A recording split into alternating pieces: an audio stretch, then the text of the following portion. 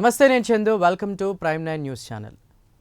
దాదాపు 6 జిల్లాల్లో రాయలసీమకి సంబంధించి 74 అసెంబ్లీ నియోజకవర్గాలు ఎక్కడా కూడా బలిజలకి న్యాయం జరగట్లేదు, అన్యాయమే జరిగింది. జిల్లాకి 2 సీట్లన్నా ఇస్తే అలాంటి పార్టీకే మేము సపోర్ట్ చేస్తాం, 2 సీట్లు ఇచ్చినటువంటి పార్టీకి మేము సపోర్ట్ చేస్తామని చెప్తున్నారు.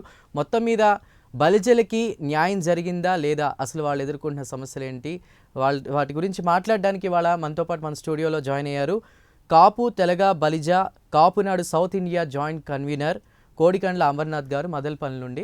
అమర్నాథ్ గారు నమస్తే. నమస్తే అండి, ప్రైమ్9 ఛానల్కి. సో నమస్కారం sir, welcome to the studio. మరి ఏంటి సార్, బలిజలు అన్యాయం జరిగింది బలిజలకు అనేది వినిపిస్తోంది, మీ మాట ఏంటి? ఈరోజు 2019లో బలిజల కులస్తులకు టికెట్లు వచ్చాయి. ఆటోమేటిక్గా బలిజల కులస్తులు కొంచెం ఇంప్రూవ్మెంట్ అయ్యారు. 2019కి వచ్చేసరకు ఇంకా కొంచెం ఇంప్రూవ్మెంట్ అయ్యాంలే, చాలా బాగానే ఉందిలే అనుకున్నాం.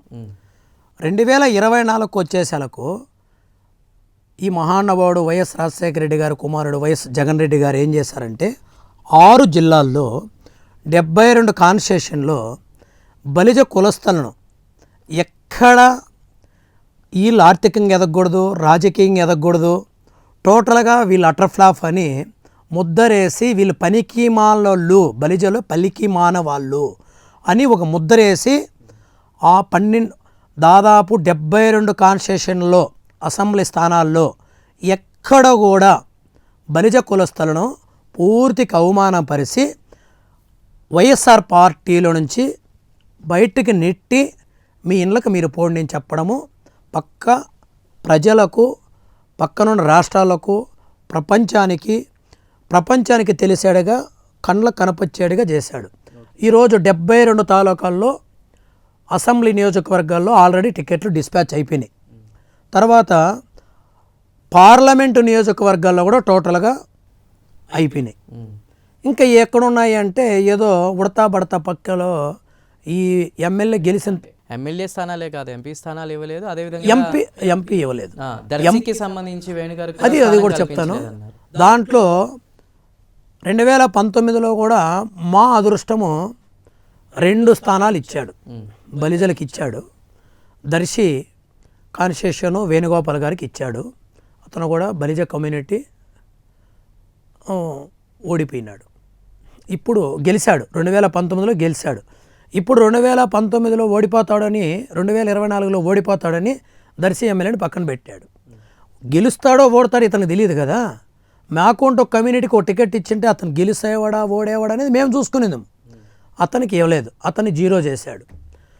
చిత్తూరు ఆరణి శ్రీనివాసలోని జేమ్స్ శ్రీనివాసులు గారు, అతను బలిజ కులస్తులకు ఒక దేవుడు లాంటి వాడు. అతను టోటల్గా ఏం చేశాడంటే, అయ్యా రేపు కుచ్చుల కులాయి పెడతా, రేపు బంగారు వజ్రకిరీటం తెస్తాండా, అది అమెరికాలో తయారవుతుంది, ఫారిన్లో తయారైంది, అది రేపు ఢిల్లీకి వస్తుంది, రేపు చిత్తూరుకు వస్తుంది అని చెప్పి బీఫారము ఇచ్చే పరిస్థితి నీకే ఉంది అని చెప్పి ఆడొక రెడ్డిని ఎత్తుకొచ్చి పెట్టినాడు. అతనికి కుచ్చుల కోల అయ్యేలా, ఎల్లో కోల అయ్యేలా, టోపీ అయ్యేలా, ఏమేలా 0 చేశాడు. తర్వాత ఏం చెప్పాడంటే భుజమదర కొట్టి, లేదు వెనకాల ట్రైన్ వస్తుంది, ఆ ట్రైన్లో సీట్ ఉంది, పెద్ద ట్రైన్ ఢిల్లీకి పోతుంది, ఆ ట్రైను ఏడేందుకు నువ్వు చిత్తూరులో నుంచి విజయవాడకు వచ్చేది, చిత్తూరు నుంచి విజయవాడకు రోడ్డు లేదు, బాగలేదు రోడ్డు, రోజు ఫ్లైట్లో రావాలంటే నీకు కుదరదన్నా, ఏందన్నా నువ్వు పోయి ఫ్లైట్లో వచ్చేది విజయవాడకు, ఈడ ట్రైన్లో పండుకుంటే ఢిల్లీలో దిగుదువో, అసెంబ్లీలో ఈడ అసెంబ్లీకి ఎందుకు వచ్చేది, పార్లమెంట్లో జమ్మ నిద్రపోదువు, నువ్వు పార్లమెంటుకు రాన్నా అని ఈ ఊరు నుంచినే చిత్తూరు నుంచినో ట్రైన్ ఉంది కదా, అట్లా ఖాళీగా ఉంది ఆ ట్రైను, దాంట్లో ఎక్కన్నా అని చెప్పాడు. నువ్వు అయిపోయినావన్నా, ఎంపీ అయిపోయినావు, రాజ్యసభ సభ్యుడు అయిపోయినాడని 4 రోజులు డ్రామాలు జిమ్మిక్కులు చేసి టోటల్గా అద్దొన్నా ఖర్చీప్ ఇస్తాను, ఇందా ఖర్చీప్ తీసుకొని ఆరేసుకున్నా, తేమ ఉంటే మగం దుడుచుకో, తేమ లేదంటే ఇంట్లో పండుకోన్నా అని చెప్పినాడు. వాడికి ఏమర్థము, ఖర్చీప్ ఆరిపోయింది, తేమ లేదు, నువ్వు 0 అయిపోయినావన్నా, టోటల్గా అందరినీ 0 చేసుకుంటూ వచ్చినా, తమిళనాడు బార్డర్లోకి వచ్చేలకు నిన్ను కూడా ట్రైన్లో తావులేదన్నా, అంతా మా వాళ్ళు ఎక్కేసినారు, నాకు సంబంధించిన వాళ్ళు ఎక్కాను, నువ్వు పక్కన ఉన్నానని అది దింపేసినాడు. చిత్తూరులో కూడా దింపాల, వేలూరు బార్డర్లోకి పిలుచుకొని మీరు దింపేసినాడు. ఏడే పడిండు, నువ్వు నీకు అత అయిపోయింది, నువ్వు ఇంకా పనికి మాకు అయిపోయినావు, మాకు నీకు ఏం పార్టీ కూడా ఇవ్వలేదు టికెట్ అని చెప్పి ఆయన్ని కూడా పక్కన పెట్టేసినాడు. వాడుకున్నంతసేపు వాడుకున్నాడు, టిష్యూ పేపర్ లాగా ఎత్తి బయటపడే. మరి కార్పొరేటర్ పదవులు ఇచ్చామని చెప్పుకుంటున్నా. ఏం కార్పొరేట్ల పదవులు? టీటీడీ బోర్డు ఏమన్నా ఇచ్చినాడా? నువ్వు నిజమైనవాడంటే, నువ్వు కార్పొరేట్ పదవులు ఇచ్చింటే, నిజమైన వాడుంటే ఈరోజు వైఎస్ జగన్మోహన్ రెడ్డి నిజమైన వాడు, అతను మంచి క్యారెక్టర్ ఉన్న వ్యక్తి, ఆంధ్రప్రదేశ్లో నెంబర్ 1 సీఎం అనే వ్యక్తి అనిపించుకోనంటే ఈరోజు కరుణాకర్ రెడ్డిని రిజైన్ చేయించి ఈరోజు బలిజ కులస్థల్లో 72 కాన్స్టిట్యూషన్లు ఉన్నాయి కదా, ఎక్కడో ఒక బలిజోని పిలుచుకొచ్చి టీటీడీ బోర్డు చైర్మన్ చేయను. నువ్వు నిజమైన బలిజ కులస్థల మీద ప్రేమ ఉంటే ఈరోజు వైఎస్ రాజశేఖర రెడ్డి గారు ఆ రోజు నిజమైన బలిజ కులస్థల మీద ప్రేమ అభిమానం ఉంది కాబట్టి ఆనాటి 2009లో ఆదికేశవ నాయుడు గారిని ఇమ్మీడియట్లీ ఢిల్లీలో కూర్చొని ఒక టీటీడీ బోర్డు చైర్మన్ చేశా. ఆయనకు మనస్ఫూర్తిగా ఆయన గుండెల్లో మన వైఎస్ రాజశేఖర రెడ్డి గారికి గుండెల్లో బలిజోల మీద ప్రేమ ఉంది కాబట్టి బలిజ కులస్తులు నా మామగారు, మా అన్నగారు, నా బంధుత్వం అని చెప్పి ఆ ప్రేమతో ఆనాటి స్వర్గీయులైనటువంటి వైఎస్ రాజశేఖర రెడ్డి, ఇతను కూడా స్వర్గీయులైనాడు, మన ఆదికేశవ నాయుడు గారిని నిలబెట్టి 2.5 సంవత్సరము చైర్మన్ చేసినాడు టీటీడీ బోర్డు చైర్మన్. ఎందుకంటే ఆయన బ్లడ్లో ఉంది ప్రేమ. బలిజల కులస్తులకు వైఎస్ రాజశేఖర రెడ్డికి బ్లడ్లో ఉండే ప్రేమ అదే. ఈయన మన జగన్ రెడ్డి గారు ఏం ప్రేమ ఉంది తెలుసా? పైనేమో పటారం, లోనేమో లొటారం, పైనేమో ఏం ప్రేమ రాని భుజం అదరగొడతాడు. మనోళ్ళు బల్యోళ్ళు కుక్కల మాదిరి వెనకొంచెం పోతారు. ఆడికి పోయేసరికి బయట రూమ్లోకి పోయాలకు కొట్ర బటన్ నొక్కొని ఎక్కడ బల్యకులస్తులకు ఒక టికెట్ కూడా ఇతను ఇకని చేసేసాడు. ఇది ఇతని ప్రేమ. ఆనాటి వైఎస్ రాజశేఖర రెడ్డికి నిజమైన ప్రేమ ఉంది కాబట్టి ఆదికేశవ నాయుడు చైర్మన్ చేశాడు. ఎంత పెద్ద విషయం అది. అందుకే మేమంతా కష్టపడి అతనికి ఇచ్చిన చైర్మన్ పదవిని కాదనలేక ఆనాటి ప్రజారాజ్యం పార్టీ ఉన్న మా బలిజ కులస్తుడు చిరంజీవి గారు పార్టీ పెట్టిన 2009లో ప్రజారాజ్యానికి కూడా ఓట్లు లేకుండా మేము వైఎస్ రాజశేఖర రెడ్డి కాంగ్రెస్ పార్టీని చూసేలా వైఎస్ రాజశేఖర రెడ్డిని చూసి ఆనాటి 6 జిల్లాల్లో ఆదికేశవ నాయుడుకు టీటీడీ బోర్డు చైర్మన్ ఇచ్చినాడని ప్రేమతో ఓట్లేస్తుంది. అతనికి మళ్ళీ 2009లో సీఎం అయ్యేదానికి అవకాశం వచ్చాయి. మేము వేసిన ఓట్లే కదా. ఈరోజు నీవు 2019-24లో మా బలిజ కులస్తుల మీద 24లో ప్రేమ ఉండి నువ్వు 2 సీట్లు ఇచ్చినంటే కనుక ఈరోజు నీ అంట నేను కూడా నడిచింది. నేను కూడా నాకు తెలుగుదేశం అనే ప్రేమ లేదు, జనసేన అని ప్రేమ లేదు, మాలాగా కష్టపడి బలిజలకి న్యాయం జరిగిందని 2 సీట్లు ఇచ్చింటే మేము నీతో పాటు వచ్చేందుము. సరే, అది ఒకటి పక్కన పెడితే నీవేమన్నా ఇక్కడున్న రెడ్లను అడిగి ఏమన్నా బలిజ కులస్తులకు న్యాయం చేస్తే మీ వెనకొంచి వస్తారో మీ ఓట్లు వేస్తారని ఆలోచన చేస్తున్నావా? అది కూడా లేదు. ఉన్నాడు కదా పెద్దిరెడ్డి రామచంద్రరెడ్డి గారు ఉన్నారు, అతనితో డిస్కషన్ చేయాల్సిండ. అన్నా ఏందన్నా మనము బలిజ కులస్తులకు ఎక్కడొక్క సీట్ ఎక్కపోతే మన పరిస్థితి ఏమి అని అతన్ని అడిగిండి. మిథున్ రెడ్డి గారితో అడిగిండి, ఎంపీ గారు మిథున్ రెడ్డి గారు ఉన్నారు కదా, ఆయన్ని అడిగింటే ఒక్క సీట్ ఆయనకి ఇచ్చినంటే ఈరోజు ఒక్క సీటు రాయలసీమలో ఒక్క బలిజోనికి ఇచ్చినంటే ఈరోజు మిథున్ రెడ్డి 2 లక్షల ఓట్ల మెజార్టీతో గెలిచిండు. అంటే ఓవరాల్గా మీరు ఏమంటారు? జిల్లాల్లో బలిజలు ఎదిగారా, బాగుపడ్డారా? బలిజలు నాశనం అయిపోయినారు. బలిజలు వైఎస్ఆర్ గవర్నమెంట్ వచ్చిన తర్వాత అజ్ఞాతంలోకి వెళ్ళిపోయినాం. ఆస్తులన్నీ అవసరం వస్తే కబ్జాలు చేస్తారు, అవసరం వస్తే డ్యామేజ్ చేస్తారు, అవసరం వస్తే వాళ్ళ సాక్షి పేపర్లో ఈ దొంగ పేపర్లో ఈ బలిజోళ్ళవి అనవసరంగా మేము హరిశ్చంద్రులు అని చెప్పి పేపర్లో వేయించుకుంటారు సాక్షి పేపర్లో. ఎందుకంటే మేము హరిశ్చంద్రులం, మేము నిజంగా పులివెందుల్లో పుట్టి 1000 కోట్లు సంపాదించలేదు, మేము నిజాయితీగా సంపాదించిన డబ్బు మేము రాళ్ళు అమ్మాం మూట్ల మోసామని చెప్పి సంపాదిస్తారు. అతను ఏం చేసి సంపాదించాడు? ఆ పేపర్ పెట్టుకున్నాడు. ఏంటికంటే ఈ బల్యోలవి ఏమైనా దొరికినా ఆడెత్తపోయి వేసామా సాక్షి పేపర్లోని, అంతే. అది ఏంటికి మనకు వస్తుందంటే ఆ పేపర్ ఏంటికి పనికిరాదు. తెల్లవారు పేపర్ వస్తుంది, 3 గంటలకంతా పట్లాలు కట్టుకుని చింపేస్తున్నారు ఆ పేపరు. అది వాళ్ళకి తెలియడంలే. సాయంత్రానికి 3 గంటలకు ఆ పేపర్ చింపేస్తారు కదండి, తెలియడంలే. ఒకడన్నా సాక్షి పేపర్ చదివినోడు నిజంగా ప్రేమతో చదువుతాడా? పేపర్ ఎత్తాడంటే ఇది వేస్ట్ పేపర్ అని చదువుతాడు. దాంట్లో ఈ బల్యోలు రాస్తారు, డమ్మీ పాయింట్లు రాసుకుంటారు. ఏంటికంటే ఏదో ఒక బల్యోల మీద చెత్తేస్తే మేము వాళ్ళ పిచ్చోళ్ళు చేసినాడు, వాళ్ళ పనికి వాళ్ళు చేసినాడు, అందుకనే వాళ్ళకి టికెట్లు ఇలా దొంగలని చెప్తాడు, దొరలని చెప్తాడు, బల్యోలు పనికేరారని చెప్పినాడు.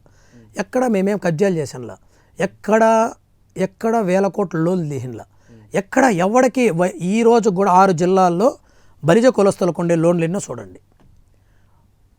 డిఫాల్టర్ లేరు, అంతా నిజాయితీగా బ్యాంకుకి లోన్లు కట్టారు. మేము కూడా ఇండస్ట్రీలు తెచ్చాం. నేను కూడా ఇండస్ట్రీస్ట్. నేను ₹1 కూడా వైసీపీ గవర్నమెంట్లో నేను ఇండస్ట్రీ పెట్టినా కూడా ₹1 కూడా తీసుకోవాలి. మన వైఎస్ఆర్ ఆఫీసులోకి పోయేదానికి, వైఎస్ఆర్ ఆఫీస్ ఇండస్ట్రియల్ ఆఫీసులోకి పోయేదానికన్నా ఇది ఇండస్ట్రియల్ ఆఫీస్ కాదు, వైఎస్ఆర్ ఆఫీసుని నేను విజయవాడకు పోలా. నేను 100 కోట్ల ప్రాజెక్టు పెడుతుంటే 40 కోట్ల ప్రాజెక్టు సబ్సిడీ లోన్ వస్తుందంటే నేను పోలా. ఎందుకు తెలిసిన, ఇది YCP government office, AP industrial office, YCP government office. ఇండస్ట్రీలు పెడితే ఇండస్ట్రీలు ఎదురివ్వాల్సినటువంటి పరిస్థితి ఏర్పడిందిలేండి రాష్ట్రంలో. ఎందుకు బాగా ఇందాక ఆదికేశులు గారి టాపిక్ వచ్చింది కాబట్టి, ఆ ఫ్యామిలీలో ఈసారి టికెట్ ఇస్తే ఎవరు గెలిచే ఛాన్స్ ఉంది? ఆ ఫ్యామిలీలో శ్రీనివాస గారు ఆదికేశవ గారి కుమారుడు, పెద్ద కుమార్తె అయినటువంటి తేజస్వరి గారు, డిఏ తేజస్వరి గారు, ఎవరికిచ్చినా తెలుగుదేశం గవర్నమెంట్ కానీ జనసేన గవర్నమెంట్ కానీ ఎవరికిచ్చినా ఈ రెండు పార్టీలు చిత్తూరు అసెంబ్లీకి ఎవరికిచ్చినా 50,000 మెజార్టీతో గెలుస్తారు. ఛాలెంజ్ ఇది, 50,000 మెజార్టీతో గెలుస్తారు. ఎందుకంటే అక్కడ కావాల్సింది ప్రజలకు నమ్మకమైన వ్యక్తి కావాలా. ఈ ఇద్దరిలో ఎవరికిచ్చినా, తేజస్వరి గారికి ఇచ్చినా, శ్రీనివాస గారికి ఇచ్చినా 50,000 మెజార్టీ గెలుస్తారు. వాళ్ళ స్థానం అది కాదు, ఎమ్మెల్యే స్థానం కాదు, వాళ్ళు ఢిల్లీ లెవెల్లో ఉండాల్సిన స్థానము. కానీ కాకపోతే ప్రజలకు సేవ చేయాలనే ఉద్దేశంతో వాళ్ళు వస్తున్నారు, ఆల్రెడీ వచ్చారు. ఇద్దరికి ఎవరికి టికెట్ ఇచ్చినా, ఏ పార్టీ టికెట్ ఇచ్చినా 50,000 మెజార్టీతో గెలుస్తారు. కోడిగండ్ల అమర్నాథ్ గారు నియోజకవర్గంలో ఉంటూ, అంటే ఒక బలిజ నేపథ్యంలో ముందుకు వెళ్తూ న్యాయం జరుగుతుందని పోరాటాలు చేస్తూనే మరోపక్క హజ్ యాత్రికులకి సేవ చేయడం కానీ, అంటే వాళ్ళకి కావాల్సిన డబ్బులు ఇవ్వడం కానీ, అదేవిధంగా నియోజకవర్గంలో 50,000 వరకు బాలరాముల విగ్రహాలు కూడా ఈ మధ్య పంచడం, ఇవన్నీ కూడా జరిగినాయి. ఓవరాల్గా నియోజకవర్గంలో ఉండి సేవ చేస్తున్నారు మీరు. మరోపక్క అటు ఎన్ఆర్ఐలు వస్తున్నారు ప్రభుత్వం, అంటే ఇంకొన్ని రోజుల్లో సార్వత్రిక ఎన్నికలు రాబోతున్నాయి. ఈ నేపథ్యంలో కూడా వాళ్ళు ఇక్కడికి రావడం, ప్రజాసేవ అనడాన్ని మీరు ఏ విధంగా చూస్తారు? ఒకటి, మనము దాదాపు నా వయసు 42 సంవత్సరాలు అయితే 42 సంవత్సరాల నుంచి ప్రజలకు అందుబాటులో ఉన్నాం. ఒక కష్టం వచ్చినా, నష్టం వచ్చినా, చెడు అయినా, మంచి అయినా ఏదో దానికి ఉన్నాం. ఈ ఎన్ఆర్ఐలు అయిన వ్యక్తులు ఏదో 20 సంవత్సరాలు ఇక్కడ పుట్టి దేశంలో ఉండి, ఇక్కడ ఈ దేశంలో ఉండి ఏదో చేసుకొని ఆ దేశంలోకి పోయి ఏదో సంపాదించినాము, ఆడేదో 1000 కోట్లు ఉండ, ఆ కంపెనీకి నేను చైర్మన్, ఈ కంపెనీ సీఈఓ, ఆ కంపెనీ వైస్ ప్రెసిడెంట్, ఈ కంపెనీ వైస్ ప్రెసిడెంట్ అంటారు. వీళ్ళు ఎందుకండి? ఏం చేసుకోవాలా? ఎన్ఆర్ఐగా ఉన్నాడు ఏది ఒక బస్సు పెట్టి, ఒక ఫ్రీ బస్సు 20 లక్షల రూపాయలు ఒక బస్సు పెట్టి, ఒక టౌన్కు ఇప్పుడు ఒక మదనపల్లికి 20 లక్షలు పెడితే ఒక బస్సు వస్తుంది. ఉచిత బస్సు పెట్టు, ఉచిత సమూహ వివాహాలు చేయి, ఉచిత రోడ్లు వేయించు, ఒక హాస్పిటల్ కట్టించు, ఒక ఫ్యాక్టరీ కట్టించు, ఒక ఇండస్ట్రీ ఇదే. ఎన్ఆర్ఐ నువ్వు అని చెప్పు, నమ్ముతారు. మా నాయన ఏందో ఆ ఉద్యోగస్తుడు, ఆ ఎంప్లాయీ, ఆ జిల్లా పరిషత్ చైర్మను, మా తాతగారు ఏందో ఎవరో గురించి చెప్పుకుంటా అంటే ఇప్పుడేముంది? ఆ కాలంలో ప్రయోజకులు లేరు, మీరేందో చెప్పుకున్నారు. ఇప్పుడు చెప్పాలా? ఏదో పక్క పల్లెల్లో భూములు 20 ఎకరాలు 30 ఎకరాలు ఆడుండ, 1 ఎకరా 5 లక్షలకు 2 లక్షలకి ఎక్కడ దొరుకుతాయని చెప్పి ఆ భూములు దొంగలిచ్చేదాని కోసమయ్యి మీరు ఏందో ఎలక్షన్ వచ్చినప్పుడు పోయి అక్కడ పోయి ఎక్కడ పోయి ఆ పక్క చూసి ఈ పక్క చూసి ఆ మారుమూల గ్రామాలు తిరిగి ఈడ 10 ఎకరాలు ఉందా, నేను బలిజోని కదా, నేను మీకు ఏదో న్యాయం చేస్తాను కదా అని బల్లిపల్లులు టార్గెట్ చేసుకొని ఆడ 30 ఎకరాల భూమి, ఈడ 20 ఎకరాల భూమి, ఆడ 5 ఎకరాల భూమి ఉందని 2 లక్షలకు లక్షకు పెండ్లాం నీ పెండ్లు ఉందా, నీ కూతురికి పెండ్లు ఉందా అని 50,000 ఇచ్చి ఆ భూమి రాసుకున్నాడు వాళ్ళు లీడరా? ఇక్కడ ప్రజలకు అందుబాటులో ఉండి కష్టాలు నష్టాలు చూస్తున్నాడు వాళ్ళు లీడరా? ఎవరు లీడరు? రేపు పొద్దున్నే రా ఇంటికి రా, నీకు 50,000 ఇస్తాను, ఆ భూమి నాకు రాయిచ్చాను లీడరా? నేను ఎమ్మెల్యే అయితే నేను ఇస్తాను, ఏదో దావత్తులు ఇచ్చేసి మా కళ్యాణ మండపానికి ఫీజులు కట్టే పని లేదు, రాండి కళ్యాణ మండపం లేకని చెప్పి ఏ కళ్యాణ మండపానికి నువ్వు ఏ కళ్యాణ మండపాలు కట్టి ఫ్రీగా ఇచ్చావు? ఒక పెళ్ళి అయితే అంటే తాలుబుట్లు ఎన్ని ఇచ్చావు? రికార్డులు చూపించు. తాలుబుట్లు ఎన్ని ఇచ్చావు, గుడ్డలు ఎంత ఇచ్చినావు, ఈ ప్రజలకు ఏం చేసినావు అని రికార్డు చూపించాయా పెద్ద మనిషి. ఒక ఇండస్ట్రీ ఫ్యాక్టరీదా, అప్పుడురా ఎన్ఆర్ఐ క్యాండిడేట్, నేను ఈ ఊరికి అది చేస్తా, ఆ ఊరికి ఇది చేస్తా, నేను ఎమ్మెల్యే టికెట్ అడుగుతాను హక్కు నీకుంది. ఏదో అక్కడ ఏందో 5 కోట్లు 10 కోట్లు సంపాదించేసినాను అని చెప్పి నాకేం తెలియదు, బెంగళూరు రోడ్ వద్దు, పొంగనూరు రోడ్ వద్దు, చిత్తూరు రోడ్ వద్దు, ఈ ఊరు రోడ్ వద్దు అంటే నువ్వెవారి నుంచి వచ్చావు బై? నువ్వు ఆ ఊరిన అమెరికా వాడు గొప్పవాడా? వీళ్ళు అమెరికాకు నువ్వు వెళ్ళిపోతే నీకోసం అమెరికాకు వస్తారా, ఆస్ట్రేలియాకు వస్తారా? దేశాలకు వెళ్ళి డబ్బు సంపాదించవచ్చు, కానీ ఇక్కడ వాళ్ళ సమస్యలు వాళ్ళకి అర్థం ఏమవుతాయి? వాళ్ళకు ఇక్కడ వాళ్ళకు ఏం తెలుస్తుంది? ఇక్కడ ఉండే సమస్యలు ఏం తెలుస్తాయి? కార్పొరేట్ హాస్పిటల్లో షుగర్ ఉందంటే చేతికి అద్దం పెట్టుకొని చూసుకుంటాడు, వాడికి ఎక్కువ తెలుస్తుందా? షుగర్ ఉందంటే పల్లికి పోయి డాక్టర్ దగ్గరికి పిలుచుకొని వచ్చి ఇంజెక్షన్ వేయించి అయ్యా నీకు షుగర్ ఉందిరా ఈ మాత్ర తీసుకోరా అని చెప్తే వారికి అర్థమవుతుంది. నాకు షుగర్ ఉందా లేదా, నేను ఏం చేపు తిన్నా ఏం తిన్నా అది చూసుకోవడానికి ఆ టెక్నాలజీ ఉన్నవాడు ఈ పల్లెల్లో ఏం చేస్తాడు? నువ్వేదో హైదరాబాదో పెద్ద పెద్ద కార్పొరేట్ సిటీల్లో ఫ్యాక్టరీ పెట్టి అక్కడ ఒక కంప్యూటర్లో పెట్టి అక్కడేంత ఉద్యోగం ఇస్తానంటే నమ్ముతారు. ఇక్కడ తేవయ్యా, నీ దగ్గర ఉంది కదా ఎకరా 2 లక్షలతో భూమిది, ఆ భూమి తీసి ఆడ ఒక 100 కోట్ల ఫ్యాక్టరీదా, అక్కడ ఏదన్నా ఒక ఫుడ్ ఇండస్ట్రీదా, అక్కడ డెవలప్ చేసి ప్రజలందరినీ తీసుకొని ఉద్యోగం చేసి అప్పుడు నువ్వు చెప్పు నేను ఎన్ఆర్ఐ, నేను అక్కడ 10,000 కోట్లు సంపాదించిన, ఆ ఫ్యాక్టరీకి సీఈఓ, ఈ ఫ్యాక్టరీకి సీఈఓ, నా దగ్గర ఇంతమంది పనిచేస్తున్నారు, పలానా ఊరిలో నాకు ఆ జిల్లాలో నుంచి 10 మంది ఉన్నారు, ఈ జిల్లాలో వచ్చి 10 మంది ఉన్నారు, అట్లా చెప్పుకుంటూ పోతే అప్పుడు 100 మంది ఉన్నారు అనేది తెలుస్తుంది. అది పద్ధతి. 2014లో టీడీపీ హయాంలో సంవత్సరానికి 2,000 కోట్లు చొప్పున 10,000 కోట్లు కార్పొరేషన్కి సంబంధించి వేయడం జరిగింది కాపుల కోసం, బలిజల కోసం. సో మరి ఇప్పుడు జగన్మోహన్ రెడ్డి ప్రభుత్వం వచ్చాక బలిజలకి ఏం జరిగింది, మీరేమంటారు? 2014లో 2019 వరకు ఆనాటి మహానుభావుడు, దేవుడు లాంటి వ్యక్తి మా బిడ్డలు, బలిజ బిడ్డలు దేశాలకు వెళ్ళి చదవాలని కాపునేస్తం పెట్టి అటువంటి వ్యక్తి మన చంద్రబాబు నాయుడు గారు, అప్పుడు ఆనాటి సీఎం. ఆ ప్రజలకు 2,000 కోట్లు ప్రతి సంవత్సరము నిధులిచ్చి డబ్బిచ్చి అకౌంట్లో బ్యాలెన్స్ ఉందని చెప్పి బటన్ నొక్కండా గిట్టన్ నొక్కండా అకౌంట్లో ఉంది మీరు చూసుకోండి అని చెప్పి ఆ ప్రజలకు సబ్సిడీలు వచ్చాయి. ఆ ప్రజలు బయట దేశాల్లో పోయి చదివినారు, వాళ్ళు ప్రయోజకులైనారు. 10,000 కోట్లు వచ్చింది, నిజాయితీగా 10,000 కోట్లు వచ్చింది. సూపర్, ఆనాటి సీఎం సూపర్, అకౌంటబిలిటీ పర్ఫెక్ట్గా వచ్చింది. వాళ్ళకి డబ్బులు వచ్చింది, బ్యాంక్ అకౌంట్లో లోన్ తీసుకున్నానికి లోన్ మాఫీ అయిపోయింది, రుణమాఫీలు అయిపోయినాయి, అన్నీ క్లియర్, ఎక్కడా డిస్ప్యూట్ లేదు, ఏం సమస్య లేవు. అతను బటన్ నొక్కల, అతను 100% నొక్కల, బల్జోలకు డబ్బు వచ్చింది. బటన్ నొక్కాడా, సింగపూర్ పోయి తెచ్చి ఇచ్చినాడా మాకంతా తెలియదు, బల్జోలకు డబ్బు వచ్చింది. ఇతనేం చేశాడంటే అతను 10,000 కోట్లే కదా వేసింది, మీకు పంగనామాలు పెడతానని చెప్పినాడు. 3 నామాలు అంటే 32,000 కోట్లు ఇచ్చినాడు ఈ గవర్నమెంట్. 32,000 కోట్లలో ఎవరు తిన్నారు, ఎక్కడొచ్చింది, ఆ ఫండ్స్ ఎక్కడ పోయింది, లిస్ట్ ఒకటి. ఆ ఫండ్స్ బహిర్గతం చేయి. నువ్వు ఈరోజు నీ దగ్గర సెక్రటరీలు ఉన్నారు, నీ దగ్గర అంతమంది బెటాలియన్ ఉంది కదా, చెయ్యి. ఈరోజు మేనిఫెస్టో తయారు చెయ్యి.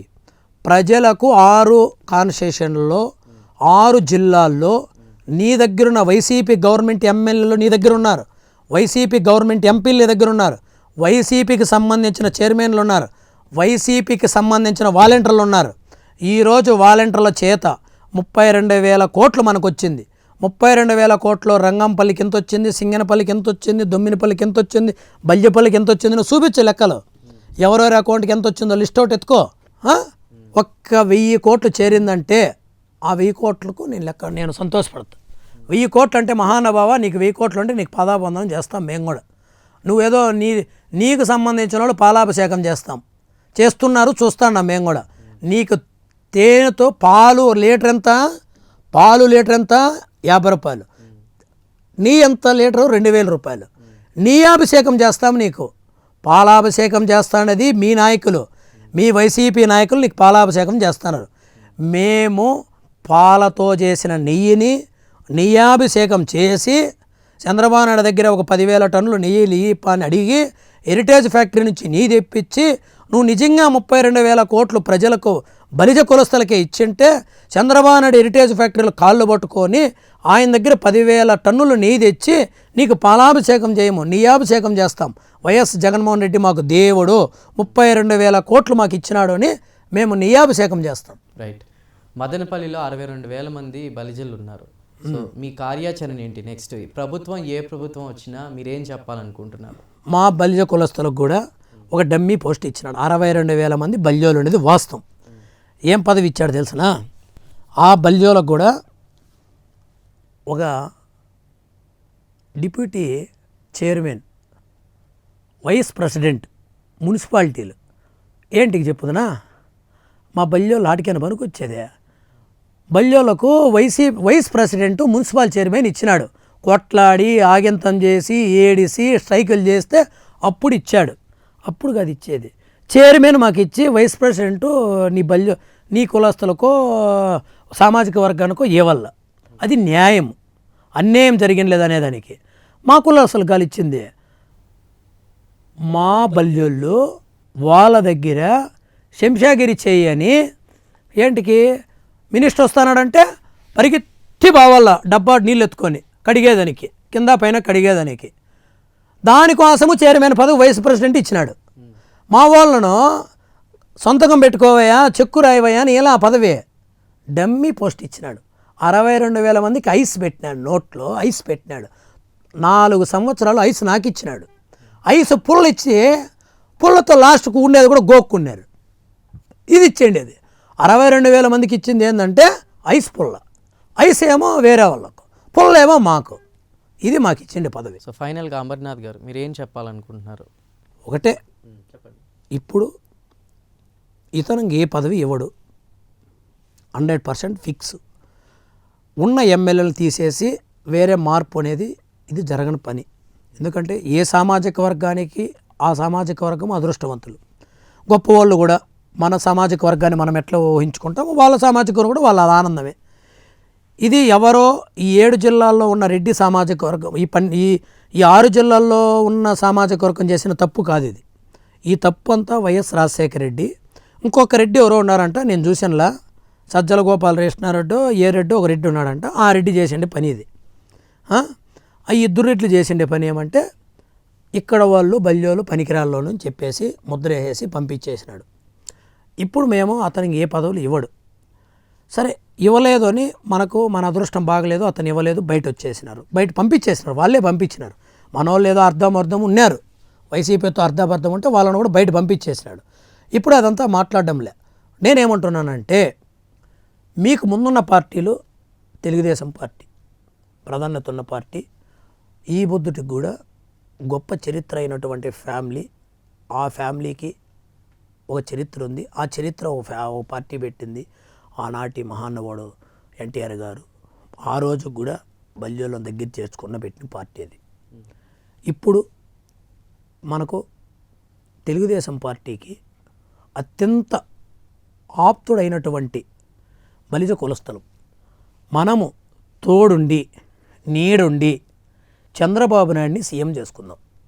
ఇప్పుడు సార్వత్రిక ఎన్నికలకు సంబంధించి టీడీపీ జనసేన కూటమిగా ముందుకు వెళ్తున్నారు. అంటే పవన్ కళ్యాణ్ కూడా ఉన్నారు. పవన్ కళ్యాణ్ గారు కూడా ఉడతా బత్తి అన్నట్టు ఏదో ఒక శాస్త్రం చెప్పినట్టు తోడుకు తోడు నేనున్నానన్నా అని ఆయన ముందుకు పోయినాడు. మేము మా కమ్యూనిటీ పార్టీని మేము ఆ పార్టీలకే పోవాల్సిన పని లేదు. మేము చంద్రబాబు నాయుడు నమ్మితే కూడా ఈ పార్టీని నమ్మినట్టు. పవన్ కళ్యాణ్ నమ్మినా, చంద్రబాబు నాయుడు గారిని తెలుగుదేశం పార్టీని నమ్మినా ఇబ్బంది లేదు. రెండూ ఒక స్థానమైనవి. ఒక ఇంట్లోకి వచ్చారు, ఒక ఇంటికి వచ్చి గ్రూప్ ప్రవేశం చేశారు. సో ఎవరు వచ్చినా బలిజలకి న్యాయం జరుగుతుంది. ఎందుకంటే మన వ్యక్తి చంద్రబాబు నాయుడు గారు సీఎం అయినా, పవన్ కళ్యాణ్ సీఎం అయినా, ఇద్దరు ఎవరైనా అది వాళ్ళ నిర్ణయం, వాళ్ళిద్దరి నిర్ణయం. ఎవరు సీఎం అవుతుంది మనకు సంబంధించింది కాదు, వాళ్ళ నిర్ణయం.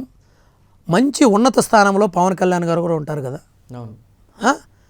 ఈ బంతిలో భోజనం పెడుతుంటే చివరికి వచ్చేసరికి మన బల్యోడు ఉంటే ఆ తావ అసెంబ్లీలో లాస్ట్ వరకు ఏదో ఒక చిలుకన్న పడుతుంది కదా, బల్యోలకు న్యాయం జరుగుతుంది కదా.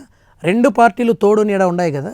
అందుకనే ఈరోజు ప్రతి నీతి నిజాయితీ అయిన బలిజ కులస్తులు ఎవరెవరు ఉన్నారో నీతి నిజాయితీగా మేము బలిజోళ్ళు 6 జిల్లాల్లో మేము గర్వంగా చెప్పుకున్న దానికి మేము బలిజోవాల్లోని మేము శెట్టి బలజ, మేము ఈడిగ బలజ, ఆ కాపు ఈ కాపు అనకుండా బలేజ్ అనే 3 అక్షరాలు ఎవరికి ఉన్నాయో వాళ్ళు నిజాయితీగా తెలుగుదేశం అండ్ జనసేన పార్టీకి ఓటేసి 2 పార్టీలను గెలిపించి రేపు 2024లో అసెంబ్లీలో మన కోసం గాలం ఇప్పేటువంటి వ్యక్తులు వీళ్ళిద్దరుని కొట్లాడితే 25 నుంచి 27% ఉన్న బలిజ కులస్థలం మన ఊరు నుంచి ఇంకొక ఊరికి పోతే తలాదించుకోకుండా నిలబడతామనేది గర్వంగా చెప్తున్నా. రెండవది ఏంటంటే మీరు మానవత్వంగా నీతి నిజాయితీగా మీ బ్లడ్లో బలిజ అనే వంశంలో మీరు పుట్టి ఉంటే మీరు నిజమైన బల్జోళ్ళు అయితే మీరు మీ బ్లడ్ కోస్తే బల్జోర్రా, మా బిడ్డని ఎవరంటే బల్జోర్రా, మేము బిడ్డను తెచ్చుకోవాలంటే బల్జోర్రా అనే ఫీలింగ్ ఉంటే మీరు నిజంగా మీరు సూడు పాడు రాయలసీమలో పుట్టిన బల్జోడు ప్రతి ఒక్కడు రోసముతో ఉంటే మీరు జనసేన పార్టీకి తెలుగుదేశం పార్టీకి ఓటేయండి. Right. So thank you Amarnath గారు. చాలా అంటే బలిజకి సంబంధించి వాళ్ళు ఎన్ని సమస్యలు ఎదుర్కొంటున్నారు, మీరు దానికి సంబంధించి ఎన్ని పోరాటాలు చేస్తున్నారని చాలా చక్కగా అప్పుడు ఇంకోటి ఏమంటే మన వాళ్ళు గ్రానైట్ ఫ్యాక్టరీలు బల్జోలకు వస్తాయి, ఫ్రూట్ ఇండస్ట్రీ బల్జోలకు వస్తాయి, పెద్ద పెద్ద కంపెనీలు బల్జోలకు వస్తాయి, పెద్ద పెద్ద అగ్రికల్చర్ డిపార్ట్మెంటు బల్జోలకే ఉంది. అగ్రికల్చర్గా ఏం వ్యవసాయం చేయాలని బల్జోలకు ఉంది, స్కూళ్ళు కాలేజీలు బల్జోలకు ఉన్నాయి. ఇవన్నీ డెవలప్ అయితే మీరు ఈ రోజున్న 3 to 4 మనం 2 అంటే ఒక జిల్లాకు వచ్చి 2 ఎమ్మెల్యేలు అడుగుతున్నాం. మీరు 2 ఎమ్మెల్యేలు అడగద్దండి. నెక్స్ట్ 29కి 5 మంది 5% మాకు ఎమ్మెల్యేలు కావాలా, 50% మాకు కావాలా. మేము అధికారాన్ని ఓడించేదానికి రెడీగా లేం, మేము ప్లేట్లు కడిగేదానికి లేం. మా కింద మీరు ప్లేట్లు కడగండి, మా కమ్యూనిటీ బాగుంది, మా కమ్యూనిటీకి మంచి వెయిట్ ఉంది, మేము కూడా ప్రయోజకులం, మేము కూడా ఆర్థికంగా అన్ని బదాలుగా ఉండామని చెప్పి రేపు 2029 ఎలక్షన్లో 5% మనకు వస్తుంది, అంటే 50% మనకు వచ్చేస్తుంది. అప్పుడు మనము ఒక ఊరికి, ఒక గ్రామానికి, ఒక బల్యోని ఎగదీసుకుంటే జిల్లాకు, తాలూకాకు, ఢిల్లీ లెవెల్లో మన బల్యోలో 10 మంది ఉంటే కొట్లాడచ్చు కదా. మీరందరూ ఎదుగుతారు కదా. ఇప్పుడు ఏం చేయాలన్నా, ఇప్పుడు 2024 ఎలక్షన్లో వైసీపీ గవర్నమెంట్కి పూర్తిగా మీరు ఓటేద్దండి. మిమ్మల్ని అవమానపరిచినాడు, మిమ్మల్ని కించపరిచినాడు, మిమ్మల్ని చెప్పుతో కొట్టి బయట తరిమినాడు. ఒక్కటే చెప్పుతో కొట్టలేదు కానీ కొడతారు వాళ్ళు మళ్ళీ టైం ఇస్తే. ఈసారి మిమ్మల్ని మీ తాలూకాల్లో ఉండేకుండా చేస్తారు. ఇప్పుడు టికెట్ లేకుండా క్లోజ్ చేసినాడు. రేపు ఏం చేస్తాడంటే చలో బెంగళూరుకి వెళ్ళండి, హైదరాబాద్కి వెళ్ళండి, తమిళనాడుకి వెళ్ళండి, అట్లా ఒరిస్సాకి వెళ్ళండి, బల్యోళ్ళే ఉండకూడదు రాష్ట్రంలో అంటారు. అప్పుడు మీ అవకాశం ఇస్తారా? ఆ అవకాశాన్ని నిలబెట్టుకొని బల్యోలను మన స్థానబలం కావాలా, మనం కూర్చుందాము, మనం ఇక్కడ బిడ్డలు చదివించుకుందాం, మన ఆస్తులు కాపాడుకుందాం అంటే మీరు జనసేన పార్టీకి, తెలుగుదేశం పార్టీకి ఓటేయండి. రైట్. థ్యాంక్ యూ అమర్నాథ్ గారు. సో మొత్తం మీద బలిజలకు అన్యాయం జరిగింది, జిల్లాకి మేము 2 సీట్లు మేము కోరుకుంటున్నాం, అలాంటి పార్టీకి మేము సపోర్ట్ చేస్తాం. సో రాబోయేది ఏపీలో ఏ ప్రభుత్వం అయినా ప్రజలు ఆలోచించి ఈసారి ఓటు వేయాలంటూ కూడా మనకి కాపు, తెలగ, బలిజకి సంబంధించి Kapunadu South India joint convener Kodigandla Amarnath గారు చెప్తున్నటువంటి పరిస్థితి. Keep watching Prime Nine news.